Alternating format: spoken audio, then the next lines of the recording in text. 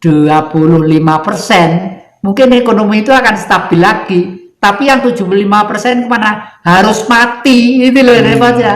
Harus mati. Matinya bagaimana? Ya dibunuh lewat bukan peperangan, tapi lewat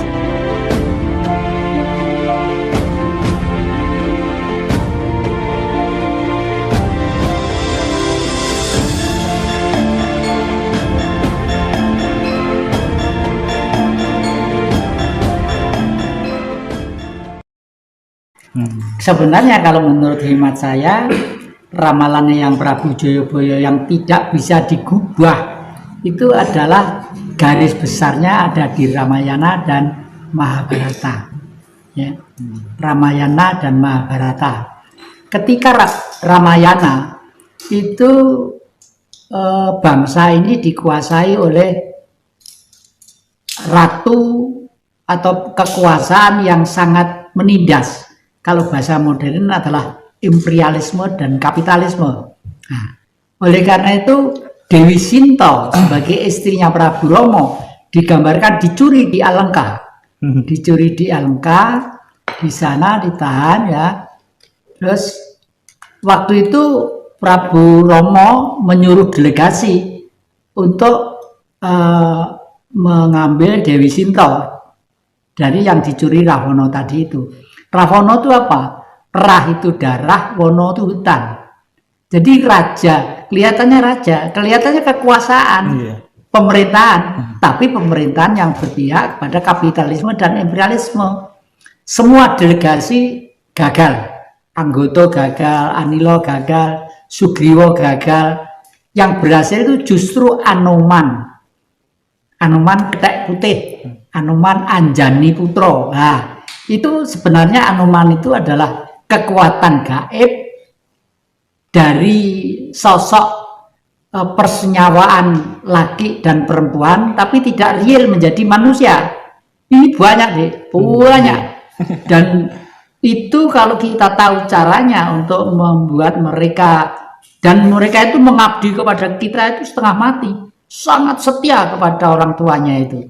Seperti saya ini sangat setia terhadap saya, sama kalau udah kawin juga begitu. Mereka sangat setia terhadap sampean. Nah, kalau tahu cara bagaimana komunikasi dengan dia, lalu supaya dia itu mengikuti apa kehendak sampean supaya menang dalam peperangan, dengan catatan menang untuk kepentingan yang baik. Oleh karena itu di lereng Arjuna, di lembah Malang atau Singosari itu ada tempat yang sakral, yang namanya adalah Sumber Wendit.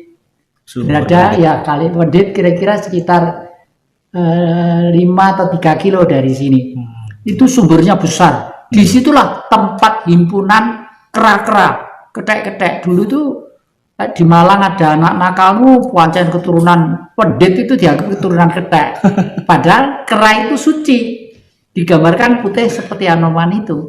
Kera itu punya sosial kesahabatan yang bagus sekali.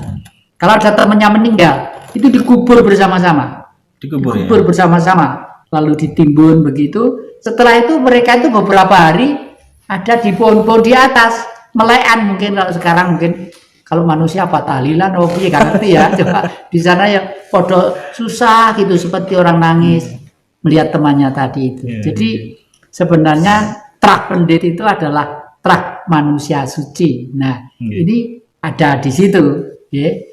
Di situ lalu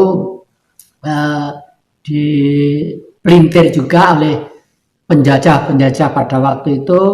Lalu ada di Ngujang, Pati Ketek, Ngujang Tulungagung. Tetapi leluhur kita masih pintar juga, lalu membuat pusaka yang namanya Kujang, yang dipakai oleh orang-orang Sunda Wiwitan di Jawa Barat sana. Kujang itu termasuk pusaka kuno yang menjadi andalan dan piandelnya para satria-satria di Jawa ini. Nah, ramalan yang Jayabaya itu yang ada di pagelaran wayang kulit, ya, bahwa nanti suatu saat di zaman lahirnya Parikesit adalah yang bisa mengetahui itu adalah Baladewa. Prabu Balarama atau Baladewa itu kakaknya Krishna, ya.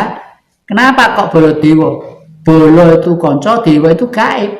Hanya manusia yang hidup di tengah-tengah dan bersama dengan gelombang gaiblah yang nanti bisa sempat melihat lahirnya Ratu Adil. Dan Ratu Adil itulah Satrio Piningit. Ya. Ratu Adil itu apa? Ratu Adil ini dibawa oleh Bung Karno sebagai ideologi negara yang namanya Pancasila. Masuk. Ya. Namanya Pancasila lah. Terus Pancasila ini kenapa kok Bung Karno percaya betul bahwa Pancasila itu masuk disenangi orang sedunia? Karena orang sedunia itu sebenarnya sudah berpancasila, entah itu Amerika, entah itu Eropa, entah itu Cina, entah Afrika. Karena apa? Semua manusia itu mempunyai getaran sifat 5, mempunyai angan-angan, mempunyai pikiran, mempunyai tutur kata, mempunyai pribadi, dan mempunyai pergaulan.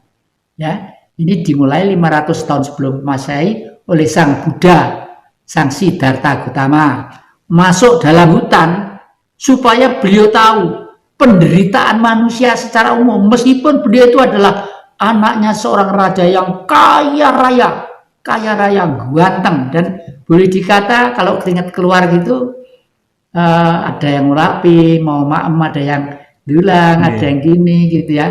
Tapi tetap hatinya tersentuh untuk pergi dalam satu tempat, entah di sana mau dimakan harimau, enggak berpikir, mau enggak berpikir, pokoknya pengen bersama-sama rakyat untuk hidup menderita. Lah, inilah Pancasila yang digali Bung Karno dari budaya bangsa leluhur ribuan tahun yang lalu. Buktinya apa? Diterima oleh dunia, dipidatokan di PBB, semua tepuk tangan gemuruh. Ya, we have the five principles of Indonesia: belief of God, nationalism, humanity, demokrasi, dan social justice. Semua tepuk tangan gemuruh. Buktinya, bukti bahwa manusia dan negara seluruh dunia itu mempunyai kesamaan pikiran untuk menata kehidupan. Nah, ya, akan munculnya suatu keadaan yang mungkin tidak pernah terduga oleh manusia. Sekarang orang sudah mulai jenuh untuk ditata ketat supaya gini, supaya gini, supaya gini.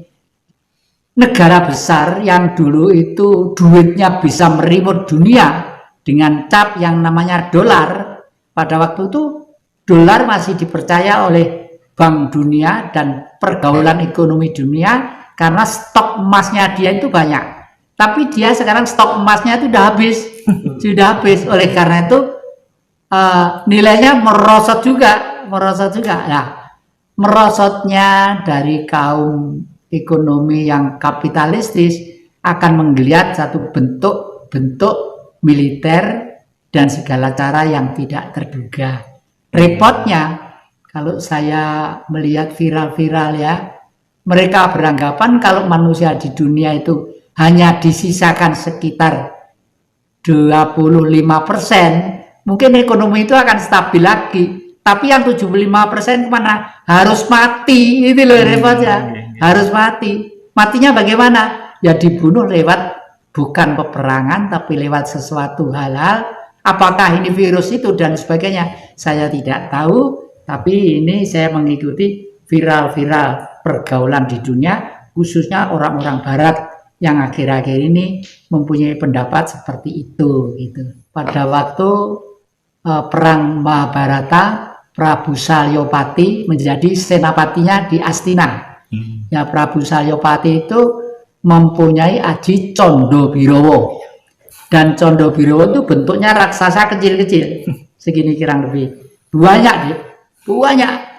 Anehnya, Condobirowo itu dimatiin 1 menjadi 2, 2 menjadi 4, 4 menjadi 8. Itu kan seperti corona ya. Kalau satu nular pada orang lain menjadi terus berturut-turut dari hitung gitu lah.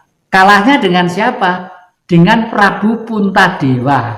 Kenapa Prabu Puntadewa? Karena beliau itu seorang yang jujur, yang lugu, yang suci. Artinya dengan spirit kekuatan Tuhan yang bersinar dalam tubuhnya, dengan keyakinan yang penuh itu nanti itu dengan sendirinya unsur-unsur predator negatif yang mungkin akan mengganggu kehidupan manusia, dia akan tersingkir dengan sendirinya.